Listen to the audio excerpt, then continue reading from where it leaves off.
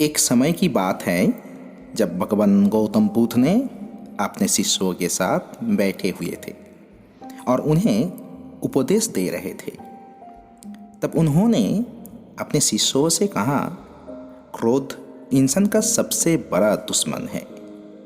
क्रोध करने वाला व्यक्ति खुद को तो हानि पहुंचाता ही है, लेकिन दूसरों को भी हानि पहुंचाता है। वो प्रतिशोध की आग में जलता है और अपने जीवन को बर्बाद करता है। उसके उपदेश खत्म हो जाने के बाद उसके शिष्यों में से एक शिष्य खड़ा हुआ और उससे बोला, तू एक ढंगी है, तेरी बातें मनुष्यों को रहन सहन से विपरीत है। तो जो भी करता है उससे अपने जीवन का अनुसरण नहीं करता और दूसरों को ये सब करने को कहता है। जब उसका वो शिष्य गौतम बुद्ध को उल्टी सीधी बातें कर रहा था, तब गौतम बुद्ध ने कोई प्रतिक्रिया नहीं दी और वो शांत बैठे थे। लेकिन ऐसे में वो व्यक्ति और भी ज़्यादा गुस्सा हो गया और गुस्से में आकर उसने गौतम बुद्ध के मुंह पर थूक दिया। इसके बाद भी महात्मा गौतम बुद्ध को गुस्सा नहीं आया और वो शांत बैठे थे। उन्होंने अपने चेहरे से थूक को पोंछा और चुपचाप बैठ गए। ये सब देखकर उस शिष्य को समझ नहीं आया कि अब क्या करना है।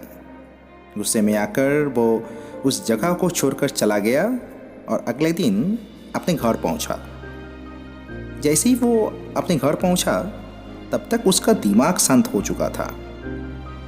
दिमाग के शांत होने के बाद उसने इस बात का एहसास हुआ कि उसने कितनी बड़ी गलती की है। उसे पाप हुआ है। वो खुद को मन ही मन कहने लगा, ये मैंने क्या कर दिया? मैंने महात्मा बुद्ध का अपमान किया है। ऐसा पाप मैं कैसे कर सकता हूँ? मैंने बहुत बड़ी गलती कर दी। मुझे जाकर उनसे माफ़ी मांगना चाहिए। ये कहकर वो दूसरे ही दिन गौतम बुद्ध के पास चला गया। लेकिन गौतम बुद्ध उस स्थान पर नहीं थे।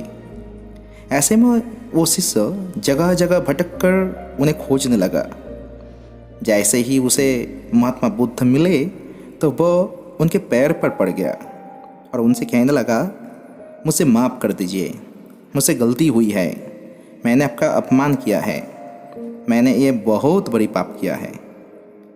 ये सब देखकर गौतम बुद्ध ने उससे कहा, शांत हो जाओ, क्या बात है, मुझसे बताओ, तुम कौन हो? गौतम बुद्ध के ये पूछने पर वो शिष्य चौंक गया। वो सोचने लगा कि महात्मा बुद्ध मुझे कैसे भूल सकता है? मैंने तो उनका अपमान किया था। ये सोचकर उसने महात्मा बुद्ध से पूछा, मैं वही शिष्य हूँ जिसने कल आपका अपमान किया था और आप इतनी जल्दी मुझे भूल गए।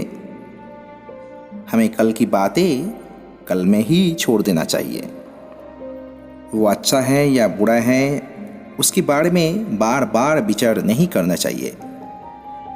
मैं बीती हुई बातों को पीछे छोड़कर आगे चलता हूँ और ऐसा ही हम सबको भी करना चाहिए।